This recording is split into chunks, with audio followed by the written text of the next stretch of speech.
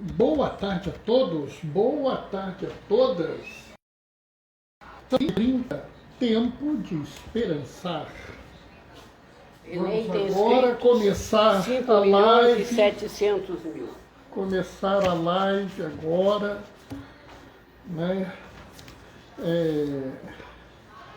E aí a gente vai esperar agora as pessoas chegarem, né? Então estamos aqui no momento do acolhimento, né? Vamos ver aí as pessoas chegando para a gente poder participar, discutir, conversar. Quem foi que chegou? Graciane. Paz e bem, Graciane. Tudo tranquilo? Como é que você está, menina? Como é que estão as coisas aí pro seu lado? Conta para mim.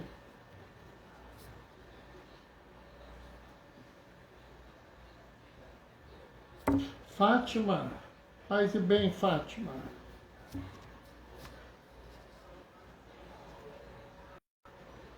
Tudo bem, me diz a Graciane. Que bom, Graciane, é bom saber disso. Nós estamos passando por momentos tão difíceis que a gente fica até assim sem jeito, né? Paz e bem, Fátima. A gente atualmente fica até sem saber, né? Toda hora a gente vê uma notícia mais estapafúrdia, uma coisa mais confusa, né? Mas fazer o quê, né? Aqui estamos na inquietação. Segunda onda chegou com muita despreocupação dos que estão por perto. Graciane, sabe? E aquele bem aperreado. Aquele bem aperreado. Né? Graciane. Sabe, é complicado, porque na verdade, se você observar bem, tudo que nós temos o nosso país, oi Djalma, Doraci, paz e bem, tudo que a gente tem nesse país atualmente é no sentido da gente se despreocupar, né? Eu estava observando, né, os comerciais, por exemplo, todas as pessoas estão sem máscara, todas as pessoas estão juntas o tempo todo, né?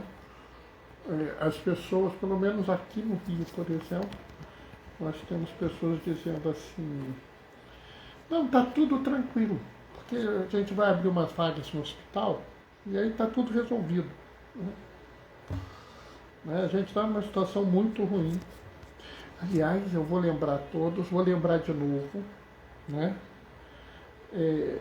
Amanhã, 10 horas da manhã, nós devemos ter o início da sessão pública da Anvisa, onde vai ser discutida a autorização emergencial das vacinas. Né? É uma reunião longa, pessoal, uma reunião que deve durar umas 4, 5 horas. Tá? Mas eu acho que é importante assim, que a gente reze. Né? Reze e peça que o Espírito Santo ilumine as pessoas para que elas possam decidir a favor do povo. Né? Que cada voto que seja dado no interesse do povo, com a preocupação do povo, né? Com a preocupação das pessoas que sofrem. Né? Porque eu tenho visto muita politicagem, muito discurso ideológico, muita cegueira ideológica, né? Pouca preocupação com a vida. Então, acho que é importante a gente rezar.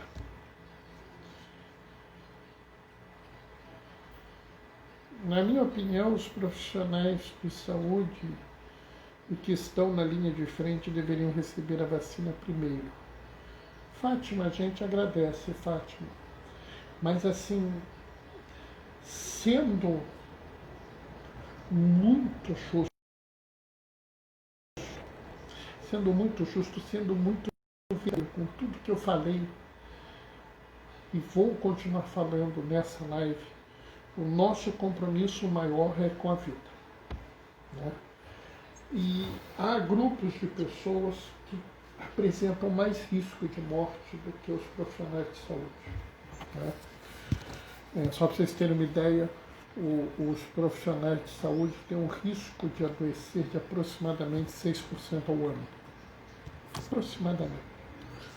Né? Os nossos irmãos indígenas têm um risco de 1% ao ano.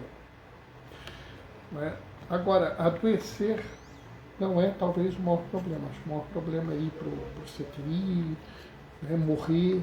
Né? Então, assim, como eu sou um homem comprometido com a vida está em primeiro lugar para mim.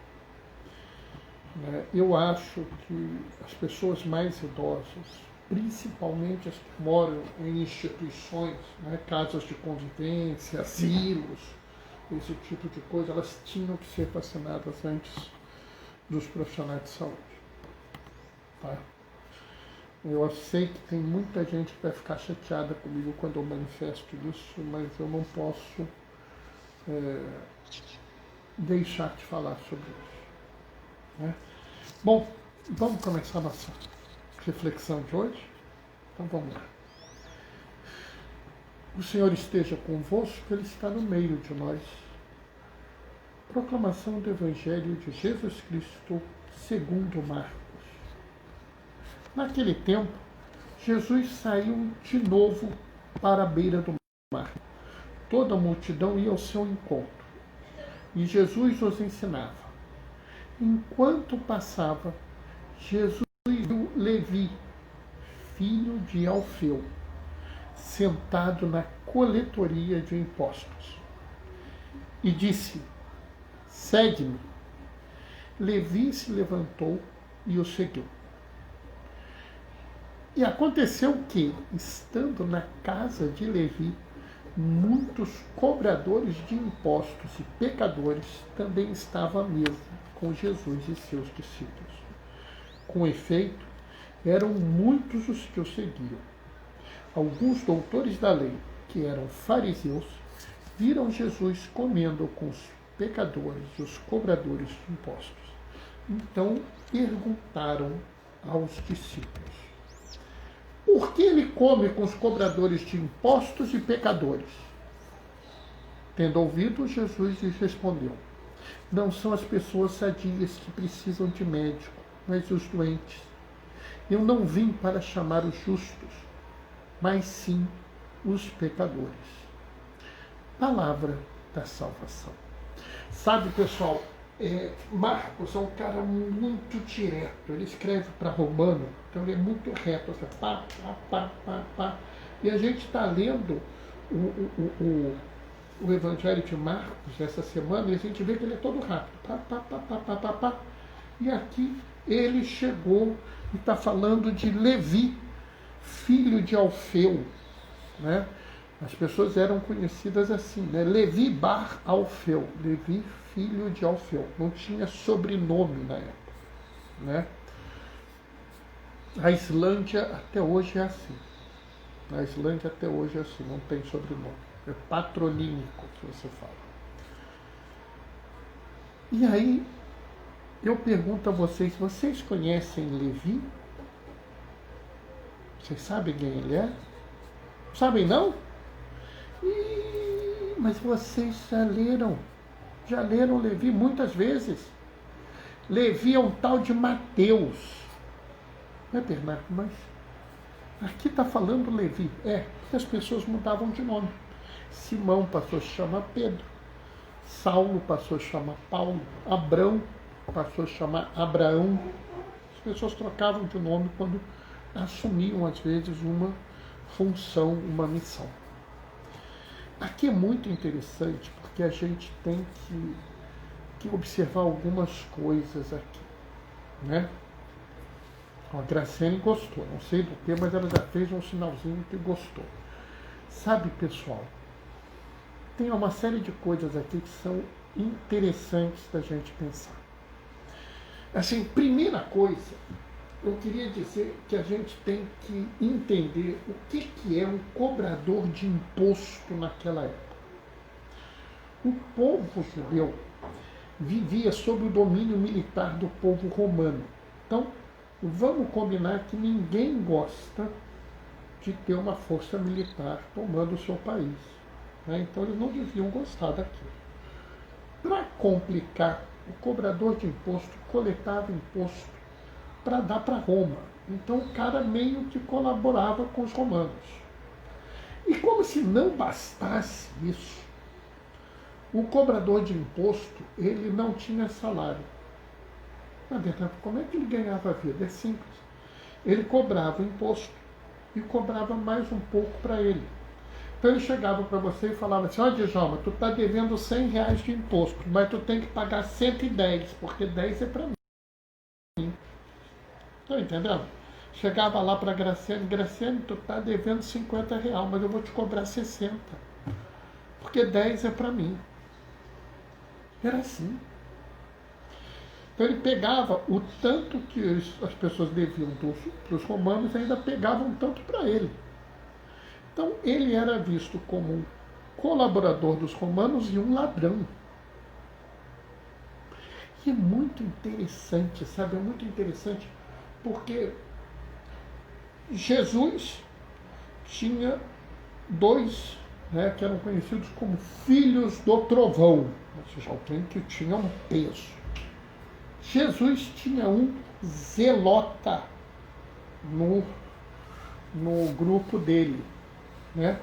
O zelota era assim, tipo um cara da resistência, sabe? Tipo um partizão. Né? Partizão são aqueles italianos que enfrentavam o nazismo. Os espanhóis que enfrentavam o nazismo ali naquela região chamavam-se partizãos. Então, os zelotas eram... Oi, Carol, paz e bem, menina! Então, os zelotas eram tipo um grupo de resistentes, de terroristas que estavam lá. E ele chama um cobrador de imposto, ou seja, um ladrão que colaborava com Roma. Mas também, isso é muito importante, porque a gente observa que Jesus chama as pessoas. Ele abre espaço para toda e qualquer pessoa que queira segui-lo. Ele não fica aqui separando, olha, fulano é uma pessoa do bem, fulano é uma pessoa do mal, fulano gosta do Fluminense, então ele pode ser mas se ele gosta do Flamengo, não pode. Ele não quer saber disso, ele quer saber de você. Ele quer saber se você está disposto a segui-lo, mesmo que você não seja um modelo de seguimento. Mesmo que você não seja uma pessoa perfeita, uma pessoa ideal, ele não está preocupado com isso. Ele está preocupado apenas com o seu desejo de seguir. Então ele chega para um cobrador de imposto, que é uma pessoa odiada por todos, e fala assim, segue-me. E ele vai além. Ele se encontra com esse homem dentro da casa dele e come com ele. Sabe, pessoal, hoje em dia, quando você gosta de uma pessoa muito, você chama ela para comer na sua casa, não é? Quando você chama uma pessoa para comer na sua casa, é porque você é próximo dessa pessoa. Mas na época de Jesus, você comer e beber com uma pessoa era algo ainda mais significativo. Você normalmente comia e bebia dentro da sua família. Então, quando você comia e bebia com um discípulo seu, você está dizendo assim, olha, você é como se fosse meu filho ou meu irmão. Quando Jesus senta numa mesa com um monte de cobradores de impostos e pecadores, ele está chamando essas pessoas de irmãos, ou de filhos, ou de primos. Ele está dizendo que ele é muito próximo dessas pessoas. E aqui, pessoal, para a gente entender a grandeza desse ato, a gente tem que entender que o judeu, ele tinha regras rígidas, muito rígidas. Ele, inclusive, separava as pessoas.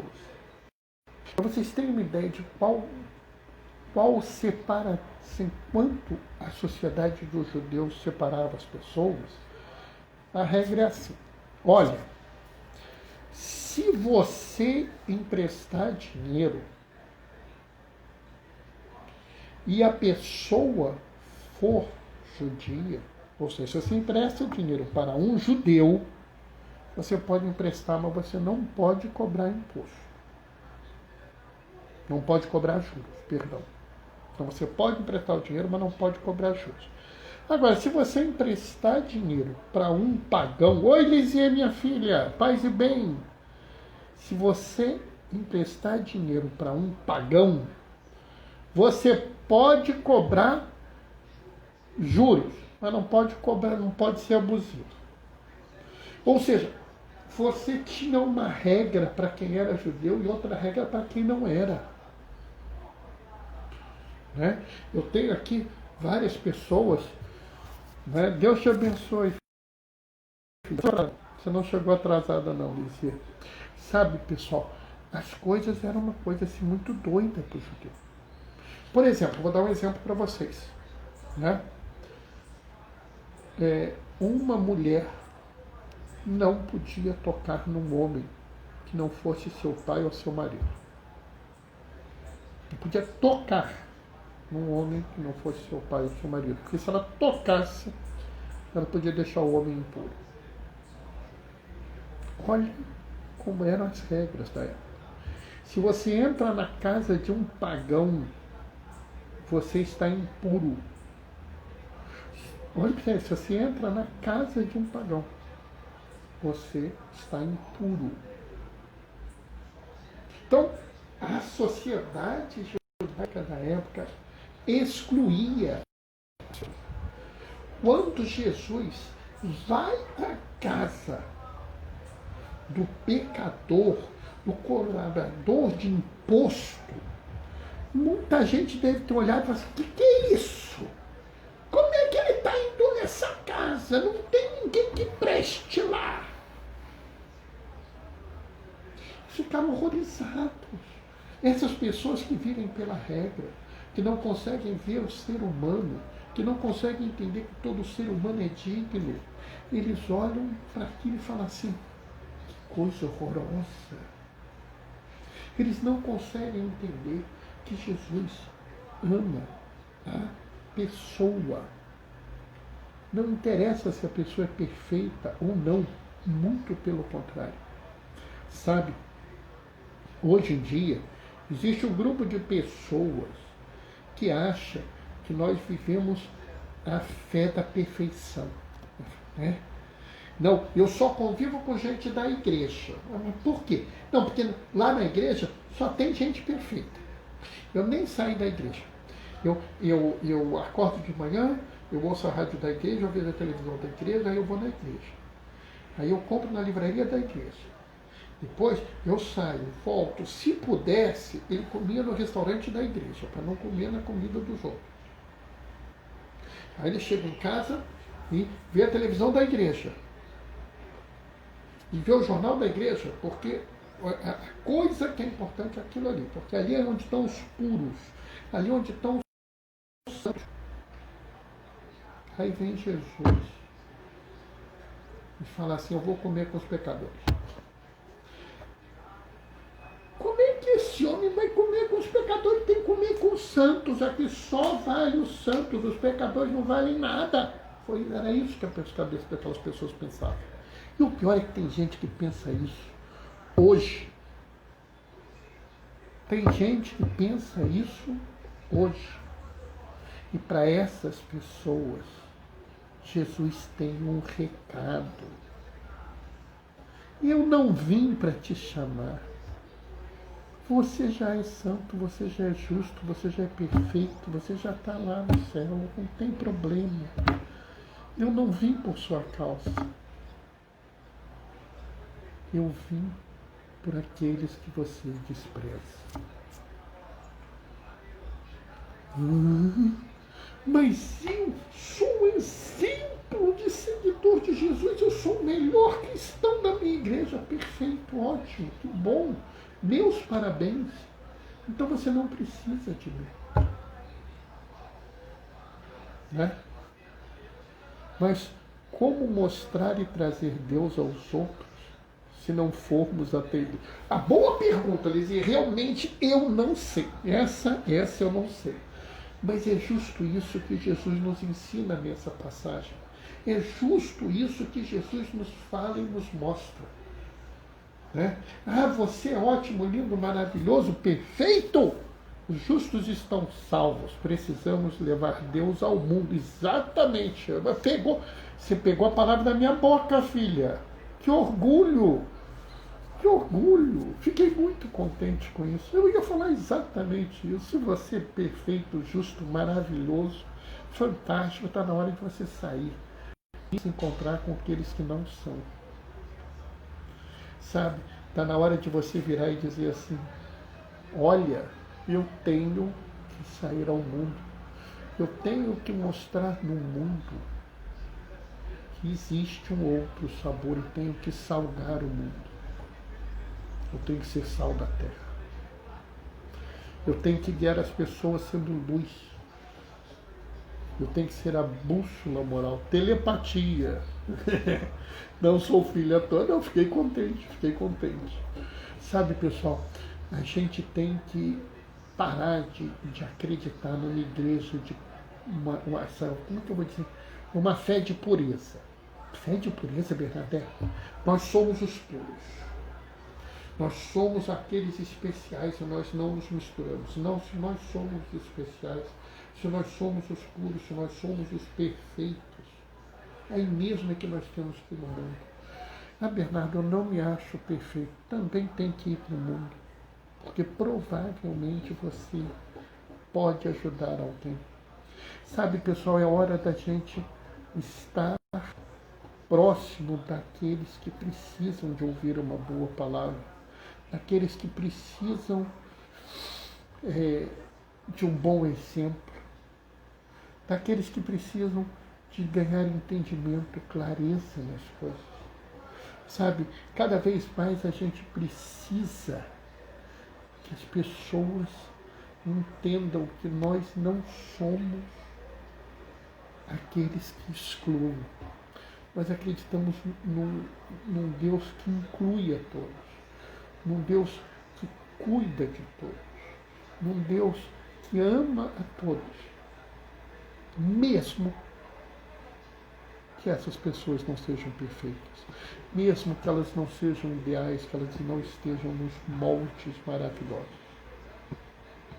É hora da gente mostrar ao mundo que nós acreditamos em Jesus, aquele que não veio para os justos, que não veio para os puros e não veio para os perfeitos, mas pelo contrário, ele veio chamar aqueles que os outros desprezam, aqueles que os outros não respeitam, aqueles que os outros não valorizam.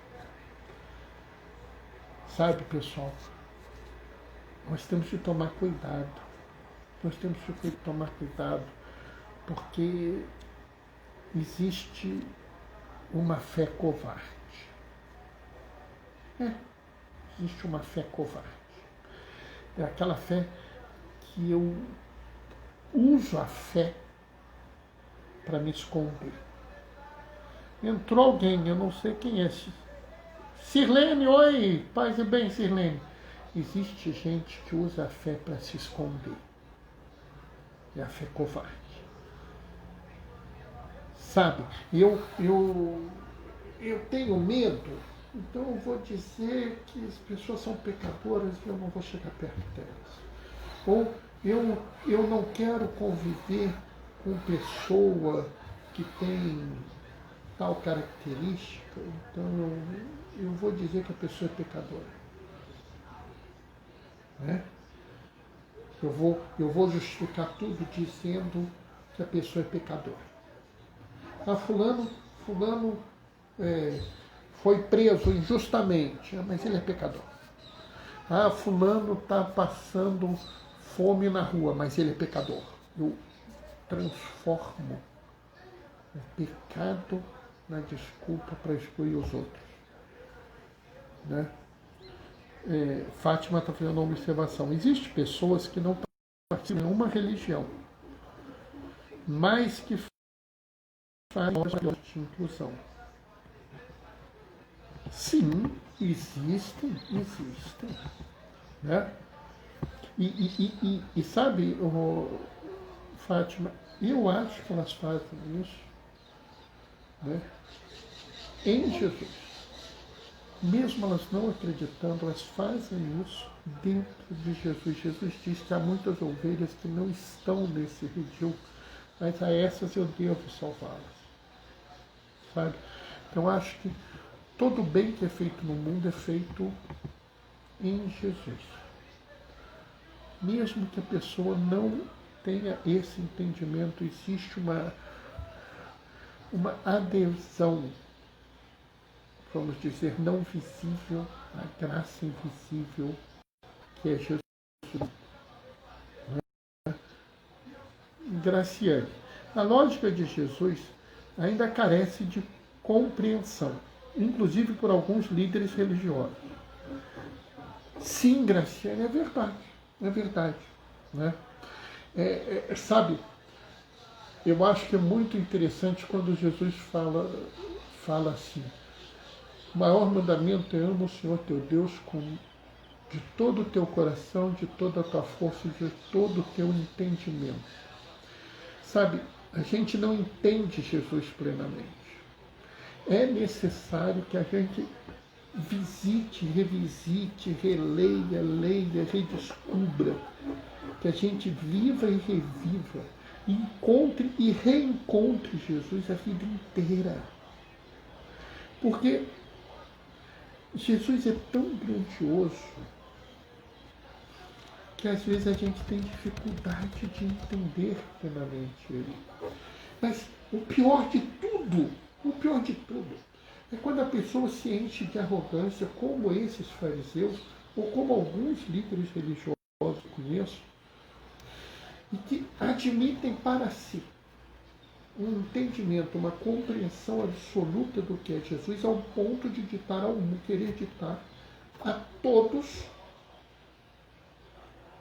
o que é Jesus. Não, Jesus é assim.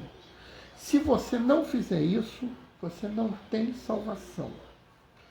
Ou você faz desse jeito, ou você está errado. Né? Como a Fátima falou, fulano é ateu, mas pratica um bem inominável. Aí mesmo é que a gente tinha que ir atrás dele. Entender por que ele ainda não acredita em Jesus. Por que ele não... Porque ele já segue Jesus. Por que ele não acredita? Onde está a nossa falha? Aonde está? Quem não chegou para ele e falou como Jesus? Porque Jesus fala, segue-me, Levi. Né? Será que não está faltando alguém que vire para essa pessoa e fale assim, siga Jesus? Né?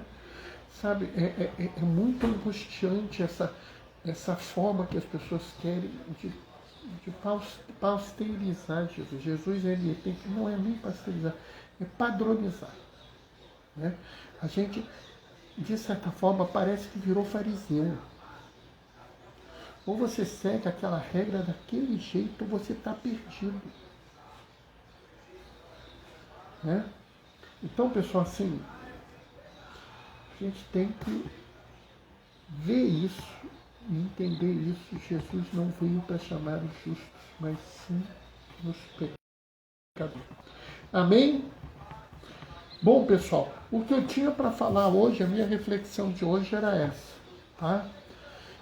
Eu fiz um pedido no início dessa live que eu vou fazer de novo.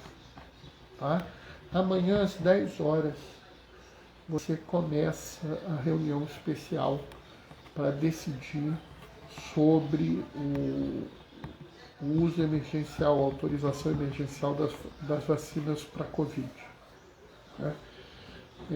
Eu tenho uma opinião formada, balizada, uma profunda leitura, um profundo estudo disso, mas eu acho que a gente tem que fazer o nosso papel. Qual é o nosso papel amanhã? É rezar. Rezar para que o Espírito Santo ilumine aqueles 5 pessoas que vão votar, né? Lisier, Fátima e Graciane estão dando amém, obrigado. Que vão votar para que elas se deixem